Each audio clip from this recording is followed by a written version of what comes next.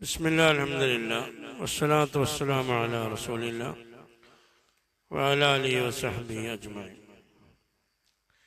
പരിശുദ്ധ ഖുർആനിലെ സൂറത്തുൽ ബഖറയിലെ 26-ാമത്തെ ആയത്താണ് നമ്മൾ ഇന്ന് ചർച്ച ചെയ്യുന്നത്.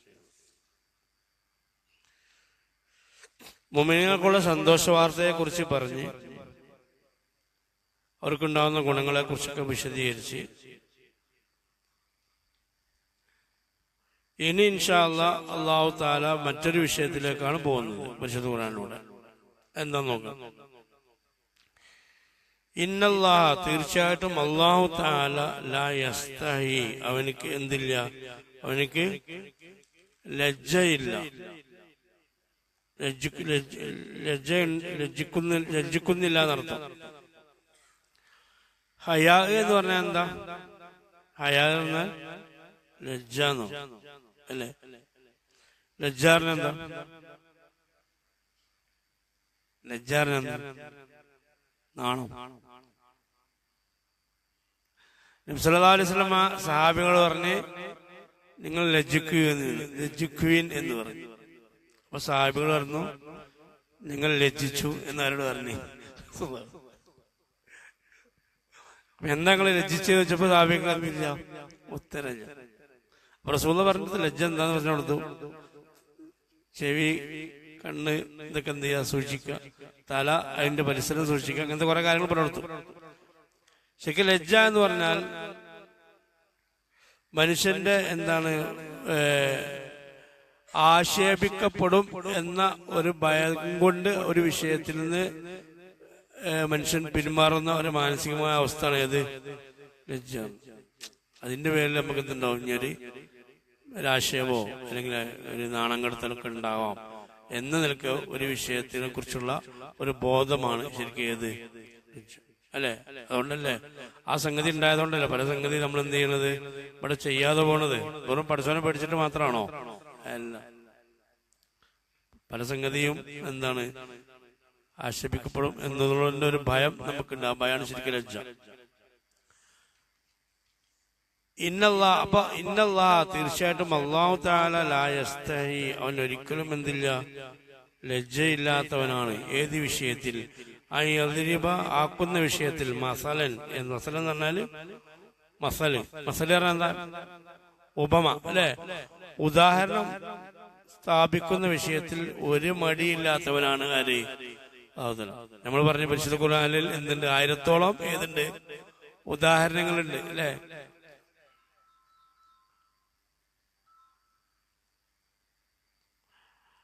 ആയിരത്തോളം ഉദാഹരണങ്ങളുണ്ട്. എന്നിട്ട് പറയണേ, ഉദാഹരണം ഉണ്ടാക്കുന്ന വിഷയത്തിൽ യാതൊരു മടിയുമില്ല. മസലൻ മാ, എന്ത്, ഏതൊരു വസ്തുവിനെ വെച്ചുകൊണ്ടും ഉദാഹരണം കാണിക്കാൻ അള്ളാഹുക്ക് യാതൊരു മടിയില്ല. ഏത് വസ്തുവിനെ കൊണ്ടും ഉദാഹരണം ഉണ്ടാക്കാൻ അള്ളാഹുക്ക് യാതൊരു മടിയും ഇല്ല. ചില ഉദാഹരണമൊക്കെ മനുഷ്യന്മാർ പറയുമ്പോൾ ഇപ്പൊ കാര്യമായി കൊടുന്ന ഉദാഹരണം എന്താ അതിന്റെ അർത്ഥം എന്നൊക്കെ ചോദിക്കും. അപ്പൊ നമുക്കൊന്നും നിന്റെ ഉദാഹരണം എന്തായില്ല, ശരിയായില്ലെന്നോ, അല്ലെങ്കിൽ ആ ഉദാഹരണം അത്ര സൂട്ടായില്ലെന്നോ, അല്ലെങ്കിൽ എത്ര ചെറിയ ഉദാഹരണം എന്നൊക്കെ തോന്നും. പക്ഷെ അള്ളാഹുവിനെ സംബന്ധിച്ച് ഞങ്ങൾ തോന്നുന്നുണ്ടെങ്കിൽ തന്നെ പ്രശ്നമാക്കണ്ട. അള്ളാഹുവിനെ സംബന്ധിച്ചിടത്തോളം ഏത് വസ്തുവിനെ കൊണ്ടും, എത്ര ചെറിയ വസ്തുവിനെ കൊണ്ടും, ഏത് വസ്തുവിനെ കൊണ്ടും ഉദാഹരണം കാണിച്ചു കൊടുക്കാൻ അള്ളാഹ്ക്ക് യാതൊരു മടിയില്ല എന്നാണ് ഈ പറഞ്ഞതിനർത്ഥം. അതിലൊരു മടി ആർക്കില്ല അള്ളാഹ്ക്ക്. ബൗലത്തൻ, അത് കൊതുകാകട്ടെ, ഫമാ ഫൗഖഹ, അല്ലെങ്കിൽ അതിന്റെ മുകളിൽ എന്തെങ്കിലും ഒന്നാകട്ടെ. ബൗലത്തിന് എന്താ? കൊതുക്. വളരെ ചെറിയ സാധനമാണ് ഏത്? കൊതുക്. ബഹ് എന്ന് പറയാത്തന്നെ എന്താണ്? ബഹ് പറഞ്ഞ അതിൽ നിന്ന് കുറച്ച് എന്നുള്ള അർത്ഥമല്ലേ? അപ്പൊ ഈ ഉള്ളതിൽ തന്നെ വളരെ കുറച്ച് എന്ന് അല്പം തോന്നിപ്പിക്കുന്നത് കൊണ്ടാണ് കൊതുകിന് ഏത് പറയുന്നത്? ബൗലത്ത് എന്ന് പറയാനുള്ള കാരണം. അപ്പൊ അള്ളാഹ്ക്ക് യാതൊരു മടിയില്ല. ഉദാഹരണമാക്കാൻ ഒരു വസ്തുവിനെ കൊണ്ടും. ബൗലത്തിന്, അത് ഏതാകട്ടെ, കൊതുകാകട്ടെ, ഫമാ ഫൗഖ, ഇനി അതിന്റെ മുകളിൽ ഒന്നാകട്ടെ. അതിന്റെ മുകളിൽ ഒന്ന് പറഞ്ഞാൽ എന്താണ്? അതിന്റെ മുകളിലുള്ളതെന്ന് പറഞ്ഞാൽ അതിന്റെ മുകളിലൊന്ന് പറഞ്ഞാൽ എന്താ? വണ്ടോ? ഫൗക്ക് പറഞ്ഞാൽ ശരിക്കും എന്താ അർത്ഥം? മുകളിൽ നിന്നാണ്. ശരിക്കും ഫൗക്കിന് അറബി ഭാഷയിൽ വിപരീതങ്ങൾ നബി സല്ലല്ലാഹു അലൈഹി വസല്ലം ഭാഷാ കഴിവ് ഒന്നും ഇപ്പൊ പഠിച്ചിട്ടുണ്ടാക്കിയല്ല. ഫൗക്കിന് ശരിക്കും എന്തുണ്ട്? വിപരീത അർത്ഥം. താഴെ എന്നുള്ള അർത്ഥമുണ്ട്, മുകളിൽ നിന്ന് അർത്ഥം ഉപയോഗിക്കുന്നുണ്ട്. ഏതിന്? ഫൗക്കിന്. അപ്പൊ അതിന്റെ മുകളിലുള്ളതായിട്ട് പറഞ്ഞാൽ ചെറുപ്പത്തിന്റെ കാലത്തിൽ അതിന്റെ മുകളിൽ എന്ന് പറഞ്ഞാൽ എന്താണ്? കൊതിനേക്കാളും താഴെയുള്ള സാധനത്തിനും ഏത് പറയും? ഈ അർത്ഥത്തിൽ ഫൗക്ക് എന്ന് പറഞ്ഞാൽ യോജിക്കും. അപ്പൊ അതിനേക്കാൾ നമ്മൾ പറഞ്ഞ ആ ചെറുതായിട്ട് ഞാൻ അതിന് മുകളിലായിട്ട് പറഞ്ഞാൽ അതിനേക്കാൾ ചെറുതുള്ള, അതിനേക്കാൾ വലുപ്പത്തിൽ ചെറുപ്പം കൊണ്ട് മുകളിൽ. അപ്പൊ ഒരു കൊതുകാവട്ടെ അല്ലെങ്കിൽ അതിനേക്കാൾ താഴെയുള്ളതാകട്ടെ, അതുകൊണ്ട് ഉദാഹരണം ഉദാഹരണം വെക്കാൻ അള്ളാഹ്ക്ക് യാതൊരു മടിയും ഇല്ല. ഇത് ഇറങ്ങാൻ കാരണം എന്താണ്? പരിശുദ്ധ ഖുർആനിലെ ചില വളരെ ചെറിയ ദുർബലമായ ചില ജീവികൾ കൊണ്ട് അള്ളാഹു തആല ഉദാഹരണം കാണിച്ചിട്ടുണ്ട്. എന്താ ഒരു ഉദാഹരണം? നെമ്ലുണ്ട്, ഉറുമ്പുണ്ട്, അതുപോലെ ഈച്ചണ്ട്, മിസ്ല ദുബാബ് എന്ന് പറയുന്നുണ്ട്. പിന്നെ സാധനം കൂടെ ഉണ്ടല്ലോ, എട്ടുകാലിന്റെ വലുണ്ട്. ഇതൊക്കെ ഇങ്ങനെ ഇറങ്ങിയപ്പോ മുശ്രിക്കുകളായ ആളുകൾ എന്ത് ചെയ്ത്, ഈ മുശ്രിക്കുകൾക്ക് വേണ്ടി ഉദാഹരണങ്ങൾ പരിശുദ്ധ ഖുർആനിൽ പറഞ്ഞപ്പോ യഹൂദികളായ ആളുകൾ എന്ത് ചെയ്ത് കളിയാക്കി. യഹൂദികൾ പറഞ്ഞു, എന്താണ് ഇപ്പൊ വലിയ ഇലാഹ് എന്നൊക്കെ പറഞ്ഞിട്ട്, അല്ലാഹു തആല എന്ന് പറഞ്ഞിട്ട്, ലോക സൃഷ്ടാവ് എന്നൊക്കെ പറഞ്ഞിട്ട്, എന്താപ്പോ ആകെ ഉദാഹരണം കൊണ്ടുവരുന്നത് എന്താണ്? കൊതുകിനെയും ഈച്ചനെയും ഉറുമ്പിനെയും എട്ടുകാലിനൊക്കെയാണ് എന്ന് പറഞ്ഞിട്ട് എന്ത് ചെയ്ത് ഇവരെങ്ങനെ അതിന്റെ ഉള്ളിൽ കളിയാക്കി ചിരിക്കാൻ തുടങ്ങിയപ്പോഴാണ് പരിശുദ്ധ ഖുർആന്റെ ആയത്തിറങ്ങി. അള്ളാഹ്ക്ക് ഒരു ശരിക്കും അല്ലാഹു തആല ഇവിടെ കൊതുകിനെ ഉദാഹരണം കൊടുത്തിട്ടില്ല. കൊതുകിനെ ഉദാഹരണം കൊടുത്തിട്ടുണ്ടോ? ഇല്ല. ഉറുമ്പ്, ഈച്ച, എട്ടുകാലിയൊക്കെ ഉദാഹരണത്തിലുണ്ട്. അപ്പൊ അല്ലാഹു തആല പറയുന്നത് പഠിച്ചവൻ എന്തില്ല, ഞാൻ അതിനേക്കാളും ചെറിയ ഒരു കൊതുകിനെ വരെ ഉദാഹരണം കഴിഞ്ഞ് കൊതുകിനേക്കാൾ ചെറിയ സാധനം ഉണ്ടെങ്കിൽ നോക്കിക്കോളി, അതുകൊണ്ട് ഉദാഹരണം എടുക്കാൻ അള്ളാഹ്ക്കുന്നില്ല ഒരു മടിയില്ല. പഠിച്ചവന്റെ വിഷയത്തിൽ നിങ്ങൾ എന്ത് ചെയ്യണ്ട, അതും പറഞ്ഞാണ്ട് ചിരിച്ചടക്കണ്ട. അള്ളാഹ്ക്ക് അതിനൊരു മടിയില്ല. പിന്നെ നിങ്ങൾ എന്തിനാ ചിരിച്ചടങ്ങാറാണ് എന്ന് എനിക്ക് പരിശുദ്ധ ഖുർആന്റെ ആയത്ത് ഇറങ്ങിയതാണ്. അപ്പോ ചെറിയ ജീവിയല്ലേ, നിസ്സാര ജീവിയല്ലേ കൊതുക് എന്നതുകൊണ്ട് എന്തണ്ട, അതുകൊണ്ടൊരു വഷളത്തരവും ആർക്കില്ല, അല്ലാഹു തആലക്ക് ഇല്ല എന്നുള്ളതാണ്. ഫമാ ഫൗഖഹ, ഇനി അതിന്റെ മുകളിലുള്ള എന്താവട്ടെ അതുകൊണ്ടും ഉദാഹരണം ചെയ്യാൻ അല്ലാഹു തആലക്ക് എന്തില്ല, യാതൊരു മടിയില്ല. നിങ്ങൾ നോക്കൂ, ശരിക്ക്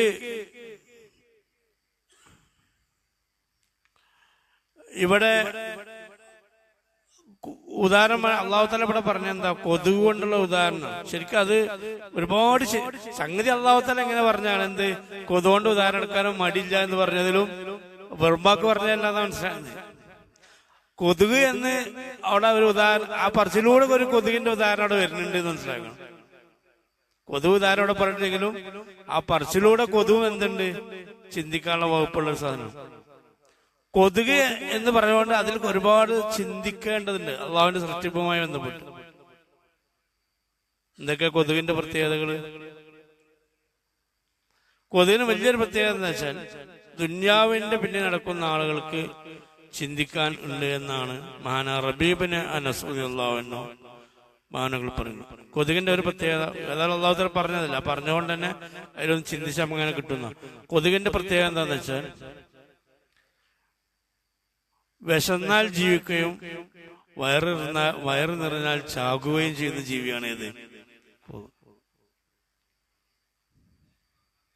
നിറഞ്ഞാ ചാവും, നല്ലോണം ചോരടിച്ച പിന്നെ എന്താവും, കൊതുക് ചാവും, കഴിയൂല. കൊതുകിനെ പാറി എടുക്കണ എന്തുകൊണ്ടാണ്?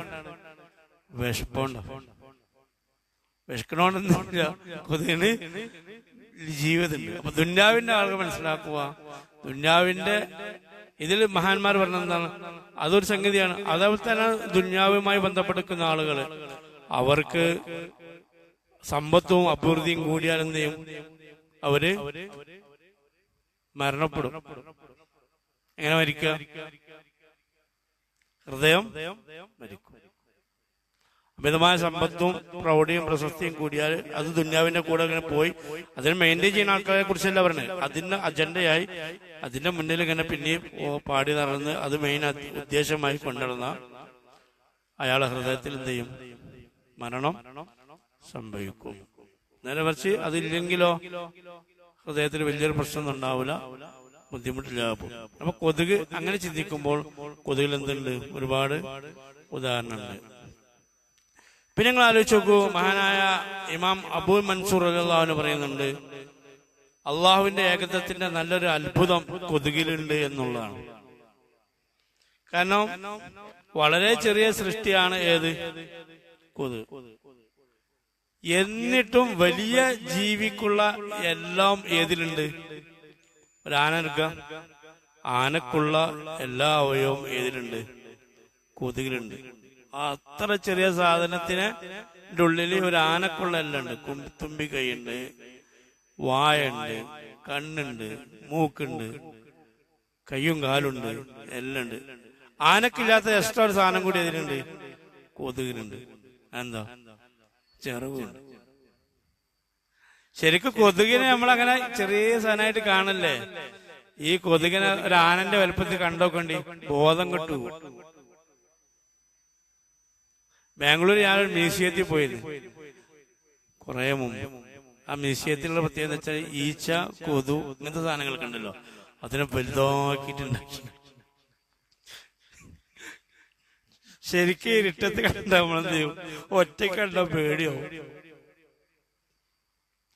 അപ്പൊ അത്രയും ചെറിയ മൈന്യൂട്ടായ ഈ സാധനത്തെ വലിയ സൃഷ്ടികൾക്കുള്ള എല്ലാം സംവിധാനിക്കാൻ ലോകത്തുള്ള മുഴുവൻ മനുഷ്യന്മാരും വിചാലും ഒരു കൊതുവിനെ ഉണ്ടാക്കാൻ കഴിയില്ല.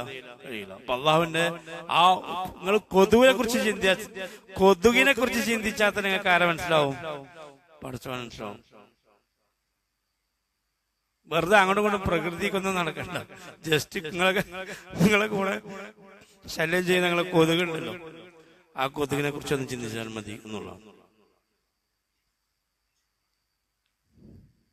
അപ്പോ അള്ളാഹു തആല കൊതുവിനെ ഉദാഹരണമാക്കാൻ മടില്ല എന്ന് പറഞ്ഞിട്ട് എന്ത് ചെയ്യാണ്? ആ കൊതുവിനെ ഉദാഹരണം ആക്കിയിട്ടില്ല. എന്നാൽ കൊതുക് പറഞ്ഞതുകൊണ്ട് തന്നെ അതിലെന്തുണ്ട്? അതിലും ധാരാളം ഉദാഹരണങ്ങൾ ഉണ്ട്. നിങ്ങൾ ആലോചിച്ച് നോക്കൂ. പിന്നെ ഇവിടെ മഹാന്മാർ പറയുന്നത് കൊതുകിനെ സംബന്ധിച്ചിടത്തോളം രണ്ട് ചിറകൾ, ആനക്കില്ലാത്ത രണ്ട് ചിറകൾ ഉണ്ട്. അപ്പോ ദുർബലനായ ഒരു കൊതുകിന് ശക്തനായ ആനക്കില്ലാത്ത ആനുകൂല്യങ്ങൾ ആരും കൊടുത്തിട്ടുണ്ട്? അതുകൊണ്ട് തന്നെ ഇശാറത്തുണ്ട് എന്നാണ്. ദുർബലനായ മോമിൻ അവന്റെ ദുർബലതയിൽ വെച്ച് ഇബാദത്ത് എടുത്താലും ചിലപ്പോ ആ ദുർബലത കൊണ്ട് തന്നെ അല്ലാഹു തആല എന്ത് ചെയ്യും? അവനക്ക് ധാരാളം ആത്മീയമായ അഭിവൃദ്ധികളും വർധനവും കൊടുക്കാൻ അല്ലാഹു തആല ചെയ്യും എന്നുള്ളതാണ്. കാരണം വലുപ്പത്തിനനുസരിച്ച് ഇവിടെ ആനക്കാണെല്ലാം കൊടുക്കേണ്ടത്. പക്ഷെ ഇവിടെ കൊതുകിന് ഒന്നും കൂടി എക്സ്ട്രാ കൊടുത്തുകൊണ്ട് നമുക്ക് മനസ്സിലാക്കാം അല്ലാഹു തആല ചിലപ്പോൾ കുറഞ്ഞ അമല് കൊണ്ട് തന്നെ ചിലപ്പോൾ എന്ത് ചെയ്യും? ധാരാളം പ്രവർത്തനങ്ങൾ നിയത്തിനനുസരിച്ച് ധാരാളം പ്രതിഫലങ്ങൾ തരാൻ അല്ലാഹു തആലക്ക് അല്ലാഹുവിന്റെ അവതാരം ചെയ്യാൻ അതിനില്ല, യാതൊരു തടസ്സവുമില്ല. അവിടെ വലുപ്പച്ചെറുപ്പത്തിന്റെ പ്രശ്നമില്ല എന്ന് എന്ത് ചെയ്യാം? നമുക്കിതിലൂടെ മനസ്സിലാക്കാം.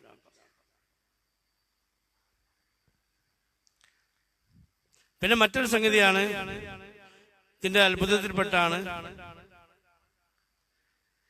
ചെറിയ സാധനമാണെങ്കിലും വലിയ ആൾക്കാരെ വരെ ഇടങ്ങാറാക്കാൻ പവർഫുള്ളായ പ്രൊട്ടക്ട് ചെയ്യാൻ പറ്റാത്ത, ഒരാൾക്ക് പോലും പ്രൊട്ടക്ട് ചെയ്യാൻ പറ്റാത്ത ഒരു സാധനമാണ് ഏത്? കൊതുക്. അപ്പൊ ചെറിയ സാധനമാണ് കൊതുക്. കൊതുകിനെ നിങ്ങൾ ഉദാഹരണം പറഞ്ഞാൽ ഒരു കൊതുകിനെ നിങ്ങൾ ഉദാഹരണമാക്കേണ്ട എന്താ ആവശ്യം വെച്ചാൽ കൊതുകിൽ തന്നെ ഒരുപാട് കാര്യങ്ങളുണ്ട് എന്നർത്ഥം അല്ലേ? വലിയൊരു വന്യജീവിനെ വലിയൊരു ജീവിയെ പോയിട്ട് ബുദ്ധിമുട്ടിച്ചാലും കൊതുകിനൊരു പ്രശ്നമില്ല. കൊതുക് എന്ത് ചെയ്യും? പോയി ചോര കുടിച്ചു പോരും. ഞാൻ ആനല്ല, എന്റെ മേത്തേക്ക് ഇന്നലെ ഇജ്ജ് കയറിയെന്ന് നോക്കും, ഇത് ആനല്ല, ഇതിന്റെ മേത്തേക്ക് കയറാൻ പറ്റൂലല്ലോ, ഇത് മഹാരാജാവല്ല അല്ലേ, ഇതിന്റെ മേത്തേക്ക് കയറാൻ പറ്റൂല. അങ്ങനൊന്നും കൊതുകിന് പ്രശ്നമില്ല. കൊതുക് എന്ത് ചെയ്യും, ഒക്കെ പോയി കൈകാര്യം ചെയ്തു വരും. അപ്പൊ കൊതുകിനെ പറഞ്ഞെടുത്ത് കളിയാക്കണ്ട അർത്ഥം. കൊതുകിൽ തന്നെ കുറെ ചിന്തിക്കാനുണ്ട് എന്നാണല്ലോ. അതൊക്കെ ഒരു മടിയില്ല. മടിയില്ലാതെ എന്താണ്, കൊതുക് മതി പഠിച്ചോളം സ്ഥാപിക്കാം. നിങ്ങൾ ആലോചിച്ച് നോക്കൂ, അള്ളാഹുവിന്റെ വലിയൊരു ദയ നമുക്ക് കാണാൻ കഴിയും. ഇപ്പോ ജീവികളിൽ ഏറ്റവും, വന്യജീവികളിൽ ഏറ്റവും ശക്തിയുള്ള ജീവിയാണ് സിംഹം, അല്ലെങ്കിൽ കടുവ, നേരിയ ഐറ്റംസ് ഒക്കെ. എന്നാൽ ജീവികളിൽ വളരെ ദുർബലരാണ് കൊതുകും ഈച്ചയ്ക്കും, അല്ലേ? ഇവരെന്ത് ചെയ്യുന്നുണ്ട്? ഇവര് വളരെ ധൈര്യസമേതം മനുഷ്യർക്കിടയിൽ എന്ത് ചെയ്യുന്നുണ്ട്? വിഹരിക്കുന്നുണ്ട്. എന്താ പറയാ, ധൈര്യസമയം. ഈച്ച നമുക്കറിയാലോ, ഒരു പ്രശ്നം. നമ്മളെ എത്ര ഇപ്പൊ അടുത്ത കാലത്ത് ഈച്ച കൊണ്ട് ഇടങ്ങേറായ ഒരു സമയം ഉണ്ടായിരുന്നു അല്ലേ കേരള. ഇപ്പൊ അടുത്ത കാലത്തൊന്നും ഇങ്ങനെ ഈച്ച ഉണ്ടായിട്ടില്ല. എല്ലായിടത്തും ഈച്ച. ഓർമ്മ ഞങ്ങൾക്ക് വീട്ടിലും നാട്ടിലും അടുക്കളയും മാളിലും എത്ര വൃത്തിയുണ്ടെങ്കിലും ഈച്ച. ഈച്ചയ്ക്ക് എന്തില്ല, അതിനെ പ്രൊട്ടക്ട് ചെയ്യാൻ കഴിയണില്ല. അതിന്റെ ധൈര്യമാണത്. ഇങ്ങോട്ടാട്ടി അവിടെ ഇരിക്കും, അവിടെ ആട്ടി അങ്ങനെ ഇരിക്കും. ഈ ധൈര്യം എങ്ങാനും അല്ലാഹു തആല സിംഹത്തിനും നെരിക്കും കൊടുത്തിക്കണമെങ്കിൽ ഉണ്ടാവോ? നമ്മളിവിടെ ഉണ്ടാവോ? ഉണ്ടാവില്ല. പള്ളിയൊക്കെ കാലിയായിരിക്കും, നാടും വീടൊക്കെ കാലിയായിരിക്കും. എന്താ അപ്പോ കൊതുക് എന്ന സംഗതി എന്താണ്? ഭയങ്കര ധൈര്യമുള്ള ജീവി. ജീവികൾക്ക് പലതും പല പ്രത്യേകത ഉണ്ടെന്നാണ്. അതില് അറബികൾക്ക് എപ്പോഴും ഒരു ഉദാഹരണം കാണാൻ കഴിയും. അറബികൾ ചിലർക്ക് ഉദാഹരണം കിട്ടും. ഈച്ച, കൊതുകൊക്കെ നല്ല ധൈര്യമുള്ള ജീവികളാണ്. അറബികളെ ചില ഉദാഹരണമാണ്. ഇപ്പോ വല്ലാതെ കണ്ടമാനം വിഭവം സൂക്ഷിച്ചു വെക്കുന്ന ആൾക്കാരോട് പറയല് ഉറുമ്പിനെ പോലെ എന്നാണ്. ഉറുമ്പ് തന്റെ, നമ്മൾ കാണല്ലോ ഉറുമ്പ് ഇങ്ങനെ സാനറ്റ് പോലെ ഉണ്ടല്ലോ, ഇത് കൊണ്ടേ പാത്തക്കും പിഞ്ഞു കൊണ്ടേ പാത്തക്കും. ഒരു ഉറുമ്പ് ഒരു സീസണിൽ പാത്തക്കുന്നത് ശരിക്കും ഉറുമ്പിന് 7 കൊല്ലം ജീവിക്കാനുള്ള, ഉറുമ്പിന് 7 കൊല്ലം ജീവിക്കാനുള്ള സാധനം ഒരു സീസണിൽ ആരും കൊണ്ടേക്കും, ഉറുമ്പുണ്ടേക്കും. ശരിക്കും ഉറുമ്പിന് ആകെ ഒരു മണി മതി ചിലപ്പോ ഒരു വർഷം ജീവിക്കാൻ. ആ ഉറുമ്പ് ശരിക്കും 7 കൊല്ലം ജീവിക്കാളൊക്കെ ഒരു സീസണിൽ പാത്തക്കുക. അപ്പൊ വല്ലാതെ എടുത്തുവെച്ച് ആക്രാന്തം കാട്ടി നടക്കുന്ന ആൾക്കാരിൽ അറബികളിൽ പണ്ടുള്ള പ്രയോഗമായിരുന്നു. വെറുതെ ഇങ്ങനെ പാത്തക്കുന്ന ആളുകളുണ്ടല്ലോ, ജീവിത ഭയം കൊണ്ട് കഴിഞ്ഞു പോയിച്ചിട്ട് ഈ ഉറുമ്പിനെ പോലെയാണ് എന്ന് പറയും. അവർക്ക് അതിന് ഉദാഹരണം ഉണ്ടായിരുന്നു. അതുപോലെ തന്നെ ധൈര്യത്തിന്റെ കാര്യത്തിൽ അവർ ഈച്ചയാണ് ഉദാഹരണം. ഈച്ചനെ പോലെയാണ്. ആരെ മുന്നിലും ആരെ മുഖത്തും എവിടെയും പോയി ഇരിക്കും. ആര്? രാജാവിന്റെ മുഖമ്മനുണ്ടാവും അല്ലെ, എവിടെ ഉണ്ടാവും ഈച്ച എന്ന് മനസ്സിലാക്കുക. ഒരിക്കൽ മഅ്മൂൻ, ഭരണാധികാരിയായ മഅ്മൂൻ ഖുതുബ നടത്തുകയായിരുന്നു. അങ്ങനെ ഖുതുബ നടത്തുന്നതിനിടയിൽ ഈച്ച വന്ന് അദ്ദേഹത്തിന്റെ മുഖം വന്നു. അദ്ദേഹം പിന്നെയും തട്ടി. പിന്നെ എന്ത് ചെയ്ത്? ഈച്ച വന്നിരുന്നു. പിന്നെയും തട്ടി. പിന്നെ ഈച്ച വന്നില്ല. ആശിക് പ്രസംഗം നിർത്തിവെച്ചു. എന്തുകൊണ്ട്? ഈച്ച ഇവിടുന്ന് പോണില്ല. ചിലപ്പോ അങ്ങനെ ചില ഈച്ച നമുക്കിങ്ങനെ ആകെ ഇടങ്ങാറായാലുണ്ടല്ലോ. ലാസ്റ്റ് പ്രഭാഷണം നിർത്തിയപ്പോ ആ കാലത്ത് വലിയൊരു സൂഫി വര്യനായ മനുഷ്യനുണ്ടായിരുന്നു. ബസറയിൽ അറിയപ്പെട്ട വലിയ സൂഫിയാണ്. അബാഹുദൈൽ എന്ന് പറയുന്ന മഹാനായിരുന്നു. എപ്പോഴും ഏകാന്തനായി അള്ളാഹുലേക്ക് ഇബാദത്ത് എടുത്തുകൊണ്ടിരിക്കുന്ന, ഏത് സമയം അള്ളാഹു തആല സമയം ചെലവഴിക്കുന്ന ബസറയിൽ മഷൂറായ അറിയപ്പെട്ട സൂഫിയായിരുന്നു. അദ്ദേഹത്തെ വിളിച്ചിട്ട് മഅ്മൂൻ ചോദിച്ചു, പഠിച്ചോ എന്തിനാണ് ഈച്ചകളെ സൃഷ്ടിച്ചിരിക്കുന്നത്? ചോദ്യം. കാരണം ഈച്ച കൊണ്ട് ഇടങ്ങാറായി. പഠിച്ചോ എന്തിനാ ഈച്ചകളെ പഠിച്ചത് ചോദിച്ചു. അപ്പൊ പറഞ്ഞു, ധിക്കാരികളായ കുറെ ഭരണാധികാരികളുണ്ട്, അവരെ നിന്ദിക്കാൻ വേണ്ടിയിട്ടാണ് എന്ന് പറഞ്ഞു. അപ്പൊ മഅ്മൂൻ പറഞ്ഞു, മഅ്മൂൻ ഉദ്ദേശിച്ചിട്ടല്ല പറഞ്ഞു, കറക്റ്റ് ആൻസറാണ്. അത് വളരെ ശരിയാണ്. കാരണം ഭരണാധികാരിക്ക് എന്തില്ല, അവിടെ നിന്ദിക്കപ്പെടുന്ന സാധനമാണ് ഏത്? ഈച്ച. അപ്പൊ ഈച്ച കൊണ്ട്, കൊതുക് കൊണ്ട് പഠിച്ച ഉദാഹരണം. അതിലൊക്കെ എന്തുണ്ട്? ചിന്തിക്കുന്നവർക്കുണ്ട്. അല്ല ആകാശം മുൻപ് പഠിച്ചോ പറയാനുണ്ടല്ലോ, അതും പറയണ്ടല്ലോ. ഇതിൽ തന്നെ അള്ളാഹുവിനെ സൃഷ്ടിക്കാൻ ചിന്തിക്കാൻ വകുപ്പുണ്ട് എന്നുള്ളതാണ് എന്ന് നമുക്ക് മനസ്സിലാക്കുക. മാത്രമല്ല ഈച്ചകളും അതുപോലെ തന്നെ കാറ്റുമില്ലെങ്കിൽ ദുന്യാവ് ഭയങ്കര ദുർഗന്ധം വമിക്കുമെന്നാണ് മഹാന്മാർ പറഞ്ഞത്. ഇവിടുത്തെ വേസ്റ്റും കച്ചറൊക്കെ ഒഴിവാക്കുന്നതിൽ കാര്യമായ പങ്ക് ആർക്കുണ്ട്? ഈ ചെറിയ ചെറിയ ജീവികൾക്കുണ്ട്. നമുക്ക് ശരിക്കും മര്യാദക്ക് ആ സാധനവും കാറ്റുണ്ടായതുകൊണ്ടാണ് നമുക്കിവിടെ ദുർഗന്ധം വമിക്കാതെ നടക്കാൻ കഴിയുന്നത്. ഇതൊക്കെ കാലിയാക്കുന്ന ജീവികളാണ് ഇവരൊക്കെ. അപ്പൊ അതിലൊക്കെ എന്തുണ്ട്? റബ്ബിന്റെ ഏതുണ്ട്? ദൃഷ്ടാണ്ടെന്ന് എന്ന് മനസ്സിലാക്കുക.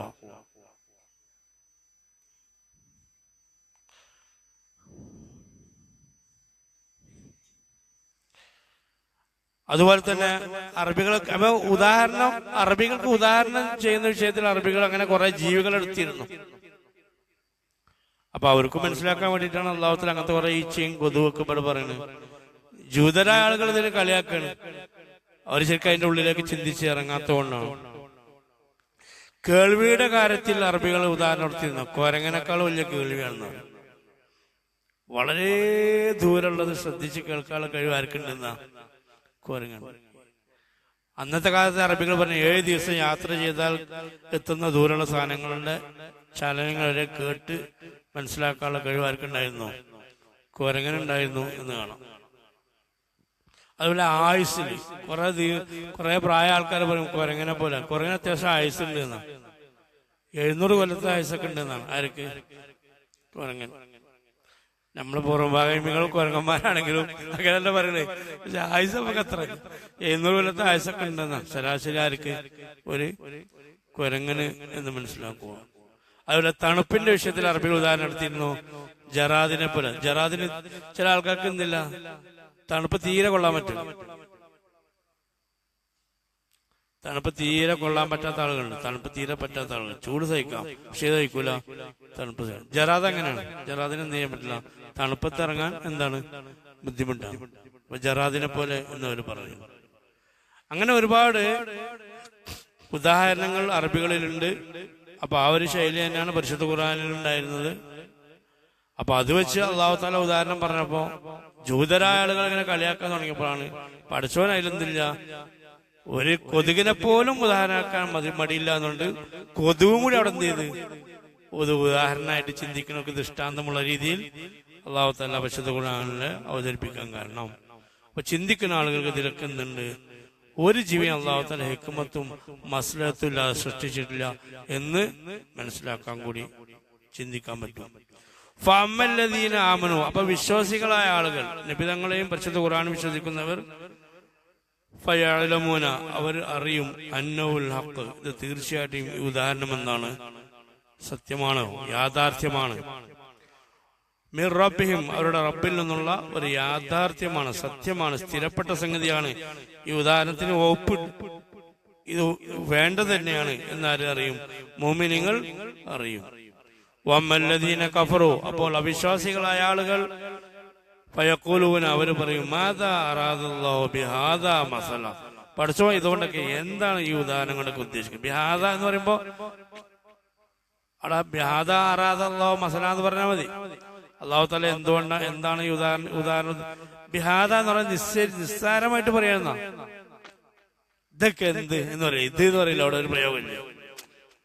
എന്താണ് അത് തന്നെ, ഇതൊക്കെ എന്ത് നോക്കണ പോലെ ഈ വക സാധനം കൊണ്ടൊക്കെ പഠിച്ചോ എന്താണ് ഉദാഹരണം ഉദ്ദേശിക്കുന്നത് എന്ന് വിവരമില്ലാത്ത ആളുകൾ, അവിശ്വാസികളായ ആളുകൾ പറയും. അതുകൊണ്ട് തന്നെ അവർക്ക് സംശയം വരും, അവർ ദീന്റെ മാർഗത്തിൽ ചിന്തിക്കൂല, അതുകൊണ്ട് അവർ വൈകേടിലാവും. അപ്പോ അതിന് അവരിപ്പോ പേച്ചുവാള കാരണം എന്താ, ഇവര് പേച്ചുവാള കുറെ കാരിപ്പോ പേച്ച് റെഡിയായി വരും, അതിൻ്റെ ഇടയിൽ പേച്ചുവാള കാരണം എന്താ ഈ ഉദാഹരണം അല്ലെങ്കിൽ ഖുർആൻ. അതുകൊണ്ട് യുദില്ലു ബിഹി കസീറ വയഹദി ബിഹി കസീറ, ധാരാളം ആളുകൾ ഇതുകൊണ്ട് വൈകേടിലാക്കുന്നുണ്ട്, ധാരാളം ആളുകൾ ഇതുകൊണ്ട് സന്മാർഗത്തിലാക്കുന്നുമുണ്ട്. അല്ലെങ്കിൽ എപ്പോഴും കേൾക്കുന്ന വാക്കല്ലത്, യുദില്ലു ബിഹി കസീറ വയഹദി ബിഹി കസീറ. അപ്പൊ ഖുർആന്റെ ആയത്തുകൾക്കോ വചനങ്ങൾക്കെതിരോ നെഗറ്റീവായി ചിന്തിച്ചാൽ അതൊരു മാനസിക, ഇവരെ പയപ്പിക്കാൻ കാരണം എന്താ? ഇവരെ തീരുമാനം ഇതിന് എതിരായിരുന്നു. അപ്പൊ ആ തീരുമാനം അള്ളാഹുത്താല എന്താണ് നടപ്പിൽ വരുത്തി. അതാണ് അള്ളാഹുത്താല പയപ്പിച്ചു. അള്ളാഹുത്താല വെറുതെ പയപ്പിക്കല്ല.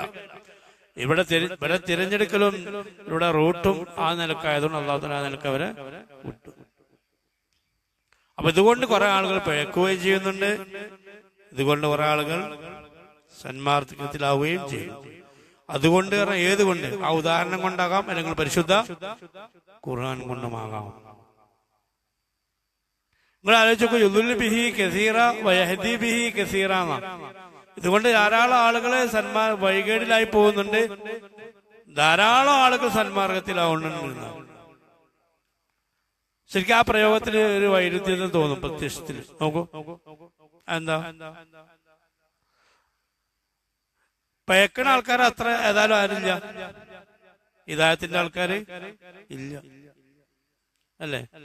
സ്വർഗവാസികളും നരകവാസികളും നോക്കുമ്പോ അതിന്റെ റേഷ്യോ നോക്കുമ്പോ ആരാ കൂടുതല്? പറയ്. നരകവാസികളാ കൂടുതല്. സ്വർഗവാസികൾ എന്താ? കുറവാ. ഒരു കറുത്ത കാളയുടെ ശരീരത്തിലുണ്ടാവുന്ന വെളുത്ത പൊട്ട്, ആ ഒരു പൊട്ടാണ് സ്വർഗത്തിൽ കിടക്കുക. കറുത്ത കാളുടെ ബാക്കി ഭാഗമൊക്കെ ഇവിടെയാണ്. ഇതാണ് അതിന്റെ റേഷ്യോ. അതായത് സ്വർഗ നരകത്തിന്റെ റേഷ്യോ എത്രയാണ്? എത്ര ശതമാനമാണ് അറിയോ? സ്വർഗ നരകത്തിന്റെ പ്രവേശനത്തിന്റെ ശതമാനം എത്രയാണ്? 100 എത്ര ശതമാനമാണ്? ഞാൻ പറഞ്ഞത് 100 ശതമാനവും ഇല്ല, 200 ശതമാനം ഇല്ല, 300 ഇല്ല, 1000% മാത്രമേ ഇവിടെ പോവുള്ളൂ, സ്വർഗത്തിൽ പ്രവേശിക്കുള്ളൂ. ബാക്കി 999% എവിടെയാണ്? നരകത്തിലാണ് എന്ന് ആര് പറഞ്ഞിട്ടുണ്ട്? റസൂലുള്ളാഹി സ്വല്ലല്ലാഹു അലൈഹി വസല്ലം. അപ്പൊ സഹാബികൾക്ക് ഭയങ്കര വിഷമായി. അല്ലാഹു പഠിച്ചവന് അത്രയും കുറെ നരകത്തിൽ വെച്ച് റസൂലുള്ളാഹി പേടിക്കണ്ട, ഈ യജൂജ് മജൂജ് തന്നെ അത്യാവശ്യം അതിൽ ഉണ്ടാവും എന്ന് അവര് പറഞ്ഞു. റസൂലുള്ളാഹി സ്വല്ലല്ലാഹു അലൈഹി വസല്ലം. പിന്നെ ഇവിടെ എന്താ കസീറ എന്ന് പറഞ്ഞത്? യുദ്ദിൽ ബിഹി കസീറൻ വയഹ്ദി ബിഹി ഖലീല എന്നല്ല പറയണ്ടത്. അങ്ങനെ നോക്കുമ്പോ ഹിദായത്തിന്റെ ആളുകൾ കുറവല്ലേ? പിന്നെ എന്തുകൊണ്ട് കസീർ എന്ന് പറഞ്ഞു? അതായത് എന്നാലും ആ 1% നോക്കുമ്പോഴും അത് അത്യാവശ്യം നല്ലോ ഉണ്ടാവും. അതും ഒരു മോശമുള്ള സംഗതി ഒന്നുമില്ല, അതോ അത്യാവശ്യം നല്ലോണം ഉണ്ടാവും എന്നർത്ഥം. ആ 1% തന്നെ സ്വർഗത്തേക്ക് നോക്കുമ്പോ ധാരാളം ഉണ്ടാവും. ആ 1%ത്തിന് ഇവിടെ കമ്പാരിസൺ അല്ല നടക്കുന്നത്. ആ 1%ത്തിന്റെ ആ 1%ത്തിന്റെ ആധിക്യമാണ് ഇവിടെ മനസ്സിലാക്കുന്നത്. അവിടുത്തെ ഇതുള്ള കമ്പാരിസൺ അല്ല പറയുന്നത്. ആ 1% തന്നെ ധാരാളം ഉണ്ടാവും. ആ 1%ത്തിൽപ്പെട്ടതിന് ഇഷ്ടം പോലെ ഉണ്ടാവും. അപ്പൊ മനസ്സിലാക്കുന്നത് എന്താണ്? ഒരൊറ്റ മോമിൻ മതി. ഇതിൽ വേറൊരു ബർക്കത്തുണ്ട്.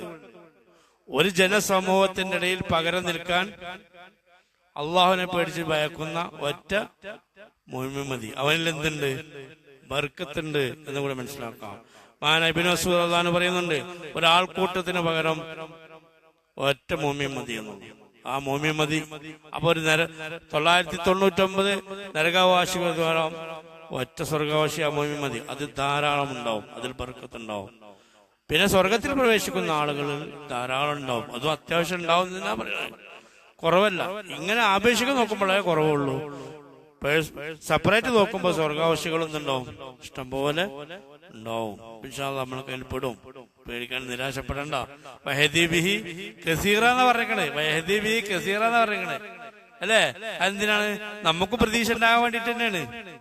അല്ലെങ്കിൽ അവസാനം ഇവിടെ കുറെ ആൾക്കാർ, ഭൂരിപക്ഷം ആൾക്കാർ പേച്ചു, കുറച്ച് ആൾക്കാർ ഇങ്ങനെ രക്ഷപ്പെടാൻ ചാൻസ് ഉണ്ട് എന്നല്ലല്ലോ പറഞ്ഞത്. അവിടെ കസീർ എന്ന് തന്നെ പറയണേ. അപ്പൊ ഇൻഷാ അല്ലാഹ് കസീർ നമ്മളൊക്കെ ഉണ്ടാവും. അല്ലാഹു തആല സഹായിക്കട്ടെ. വമാ യുദ്ദില്ലു ബിഹി, ഇതുകൊണ്ട് വഴികേടിലാവുന്നില്ല ഇല്ലൽ ഫാസിഖീൻ, തെമ്മാടികളായ ആളുകളല്ലാതെ.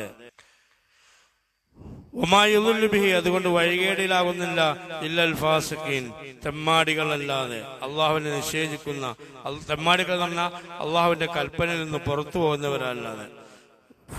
ഫിസ്ക് എന്ന് പറഞ്ഞാൽ പുറത്തു പോവാന്നുള്ളത്. ദീനിൽ ശരീഅത്തിന്റെ നിയമത്തിൽ നിന്ന് എന്ത് ചെയ്യാ, തിന്മകൾ കൊണ്ട് പുറത്തു കിടക്കുന്ന ആൾക്കാണ് ഇത് പറയാ ഫാസിഖ് എന്ന് പറയും. ആ നിലക്കുമ്പോഴും അള്ളാഹു താല നമ്മളെ ഫിസ്കിൽ നമ്മളൊക്കെ അങ്ങനെയൊന്നും ചെയ്യണില്ലല്ലോ. നമ്മളെ ഫിസ്ക് കാരണം എന്താണ്? ചിലപ്പോൾ കുറച്ച് ദിക്കറുകൾ കുറയാ, അങ്ങനെയൊക്കെ അല്ലേ നമ്മൾ ചെയ്യില്ല. അപ്പോൾ വലിയ തോന്നിയാസൊന്നും ചെയ്യാത്തവരാണ് ഇവിടെ ഉള്ളത്, എനിക്ക് മനസ്സിലാകുന്നുണ്ട്. അപ്പോൾ അള്ളാഹു താല അവന്റെ യഥാർത്ഥ മുഅ്മിനീങ്ങൾ നമ്മൾ അള്ളാഹു താല മാറ്റി തരട്ടെ. അപ്പോൾ ഫാസിഖീങ്ങൾ ആളുകളല്ലാതെ എന്ത് ചെയ്യില്ല, വഴികേടിൽ ആകുകയില്ല. ഫിസ്ക് ഉണ്ടാവുമ്പോഴാണ് അയാൾക്ക് വഴികേട് വരാം. അല്ല വെറുതെ ഒരാളെ പോയി ഇടങ്ങാറായിട്ട് നിർബന്ധിപ്പിച്ചുകൊണ്ട് വഴികേടിലേക്കുള്ള പണി പഠിച്ചവന് ഇല്ല എന്നല്ല മനസ്സിലാക്കാം. അപ്പൊ ലേശം ഒരു പൊടിയെങ്കിലും അള്ളാഹുവിന്റെ മാർഗത്തിൽ ചിന്തിക്കാറില്ലെങ്കിൽ പഠിച്ചവൻ ഏറ്റെടുക്കും. അവന്റെ കാരുണ്യത്തിൽ കൊണ്ട് പൊതിയും, അവന്റെ ലിക്കായിലേക്ക് അള്ളാഹുത്തല അവനെ അടുപ്പിക്കും എന്നുറപ്പാണ്. അതാണ് ഈ പരിശുദ്ധ ഖുർആനിലെ ആയത്തോട് മനസ്സിലാക്കാൻ കഴിയുന്നത്. അള്ളാഹുത്തല നൽകാക്കി തരട്ടെ, അള്ളാഹുത്തല കബൂൽ ചെയ്യട്ടെ, അള്ളാഹുത്തല സ്വീകരിക്കട്ടെ.